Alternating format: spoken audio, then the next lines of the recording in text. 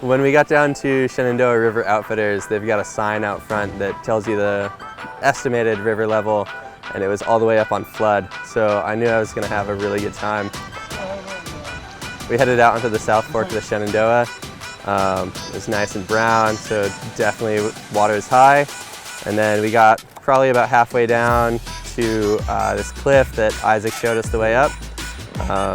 It was definitely taller than we were expecting, but still a lot of fun. And there's a couple different levels, so even if you're not feeling super sendy, you can do a little bit of cliff jumping. Right below that is Compton Rapids, which is generally, I think, a class 2, but with high water.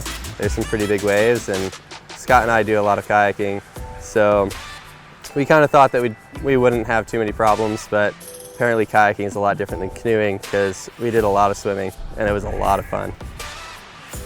We thought we would come out with our heads dry, but turns out we're not that good at canoeing, and we definitely went for a long swim down the rapid. It was super fun. We had a great time.